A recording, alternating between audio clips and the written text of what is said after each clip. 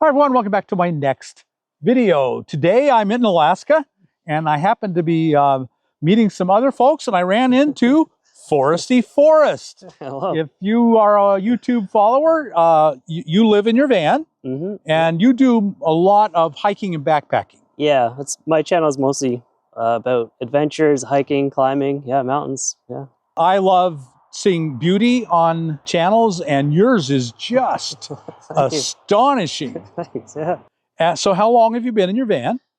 So I started out in a minivan. I was in that for about 2.5 years. And at that same time, like my YouTube channel was taking off and I just needed a little more room. So then I upgraded to this cargo van and I've been in it about 3 years now. So yeah, almost 6 years total. Why did you move into your first minivan? So I was living and working in a city and I just wanted to save money, and my only option was to like get an apartment or like share a basement or something. That was the best way I could keep my money instead of giving it to someone else. But my experience in like apartments and shared housing was just always negative and always a problem. I could never get any sleep. People would be noisy or like leaving a mess. And I wanted my own space. I wanted it to save money, to be cheaper, and like actually like own something, have something that I could sell later if I wanted to.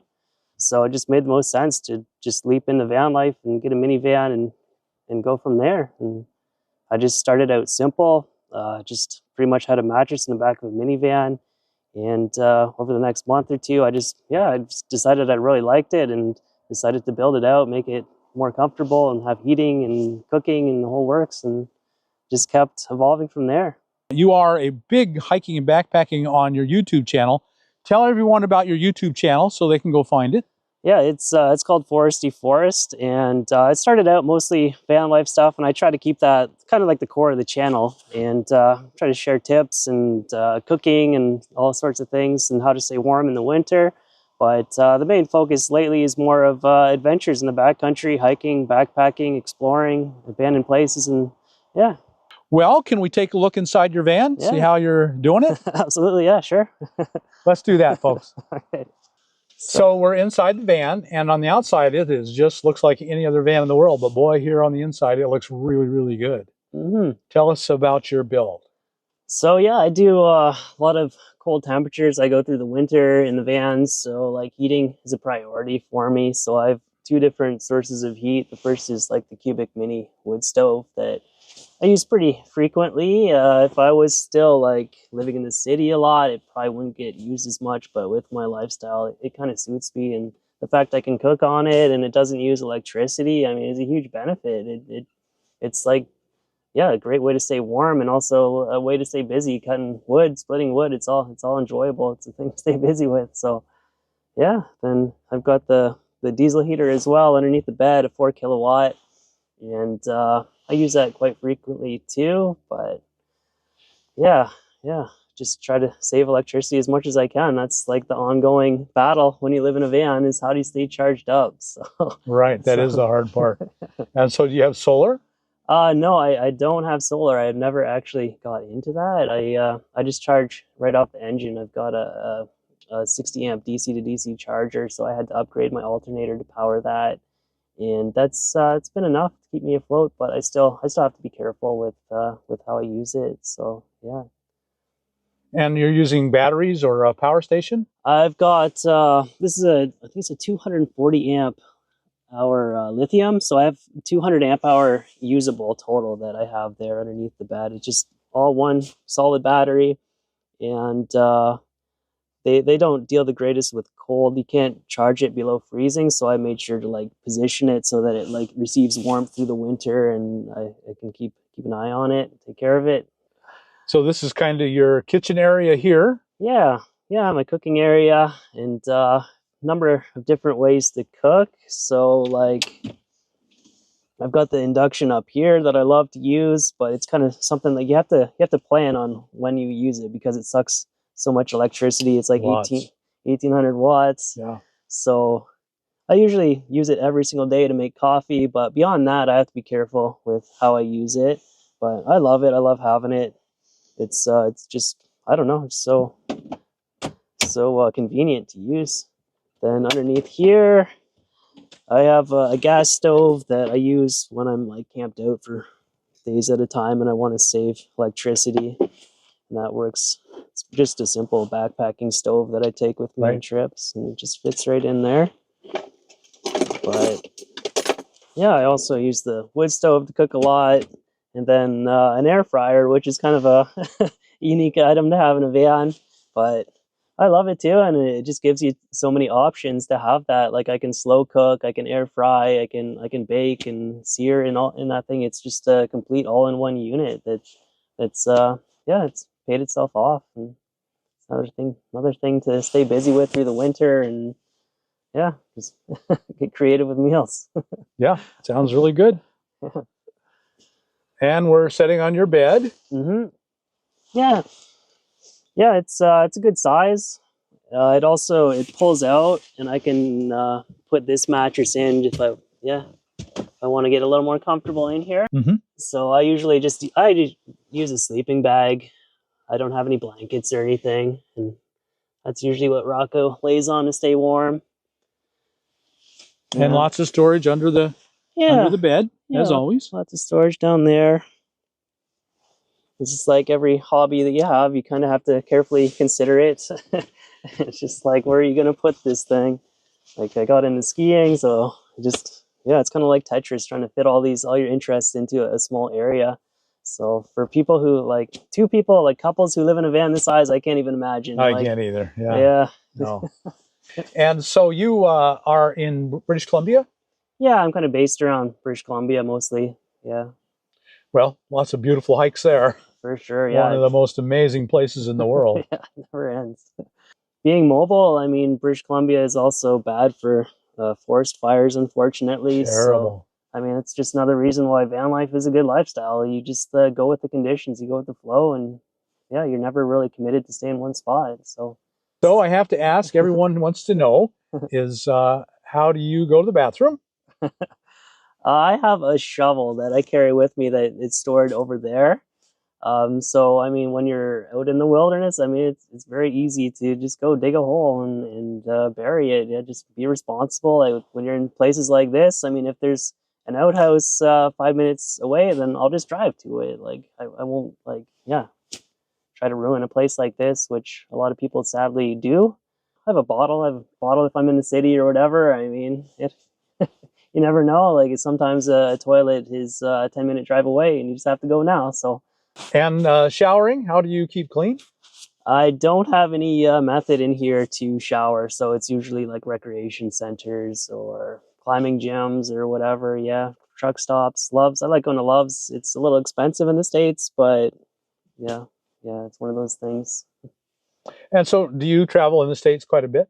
Yeah, the last 2 winters I've been down in the lower 48, to get away from the cold a little bit and see some new sights. And yeah, it's beautiful down there. I love it. Yeah. There's always something else to see. Let's take a look outside. Sure, yeah. So yeah, here's Rocco. She's the star of the channel. Yeah, same with me and my Cody. Yeah. Number one. Dogs are always number one. Yeah, yep. Okay, so the van, it's 2016 Chevy Express, and I bought it used with about 40,000 kilometers on it. Oh, nice. It was a mining truck. It was built by Quigley. It's got a 4-wheel drive Quigley conversion on it. So it's got the transfer case with 4 high, 4 low. It's the real deal with the front IFS there, not a solid axle, but for a van, it does very good. I mean, it's taken me everywhere I want to go. Places that I should not be with a van, but love it, yeah. And it's got a 3-inch lift on it, which has been more than enough for me, and couldn't be happier with how this has worked out. On the front end here, it's got a winch, which has proven itself useful a number of times for self-recovery. It's got me out of a few sticky situations. And under the hood, it's got an air compressor, so I can dial in the tire pressure, which helps a lot on bumpy back roads. Pretty essential. And it's a 6-liter V8. It's got lots of power, and yeah. I think the Chevy drivetrain, including the 6-liter, is the best on the market today. Yeah, it's been reliable. Just the usual maintenance required. usually things that go wrong have been my error in like the wiring or whatever. So there's been some learning processes here that I've had to learn on my own. Yeah. Right. But other than that, it's been a good van. Perfect form factor, good size. It's the 2500. I'm right on the GVWR with my build. And you must have a garage in back. Yeah, I've got a garage, a messy garage with all the tools. Actually, right here first, this is a 5-liter or actually a 15-liter diesel tank.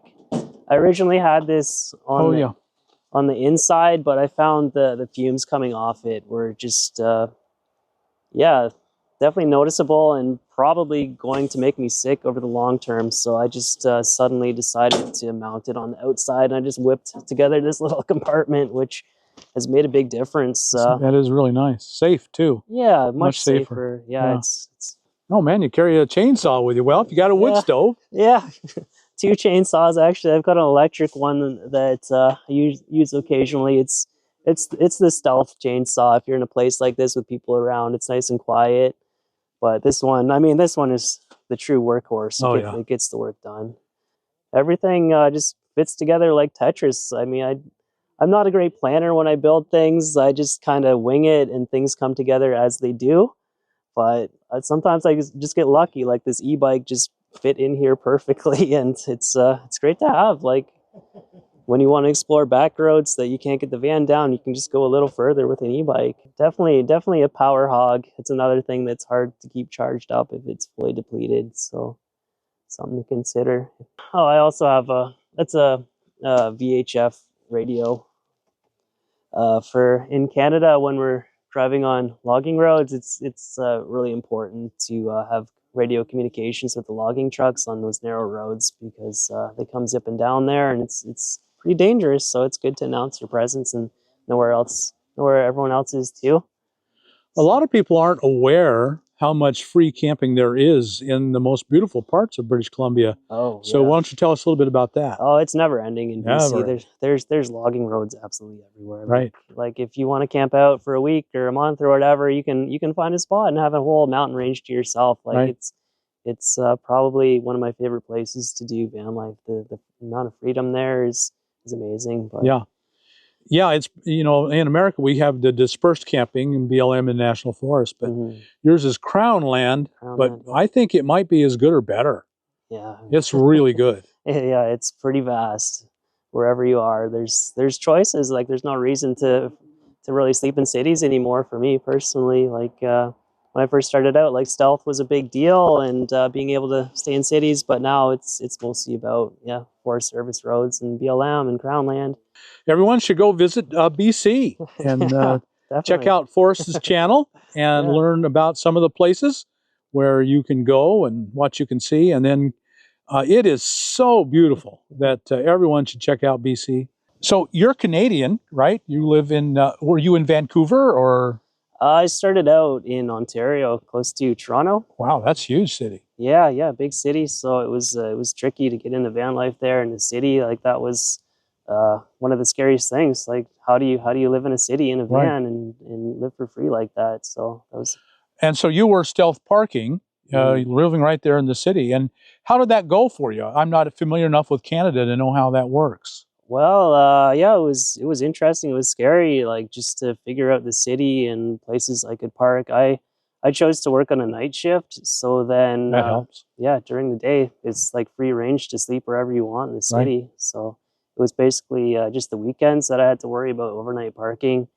I just picked Walmarts or whatever was available, and I tried to limit my time there so that I wouldn't like draw too much attention to myself, and be there late, leave early.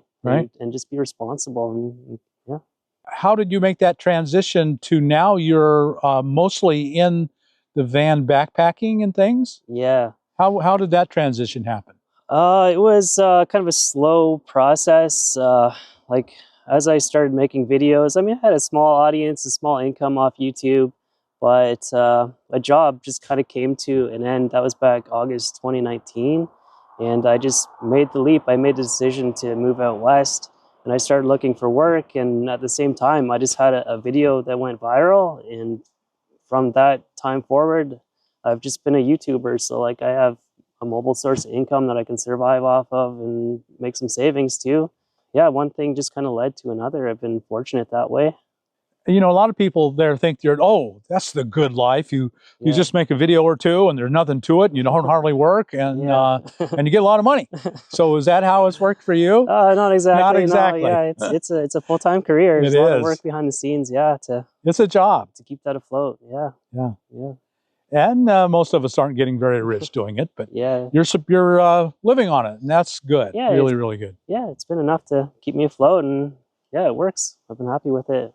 Yeah, I appreciate the interview. Thank you. Yeah. Thank you. I really appreciate. I'm really grateful I ran into you and got to meet you. Thank you so much. So, folks, I'm sure you've been really impressed with Forrest and his rig and setup, and be sure and go check him out on his channel. You'll be glad you did. Subscribe. So if you got anything out of this video, like us on YouTube, subscribe to the channel, hit that thumbs up button, and we'll talk to you later. Bye now.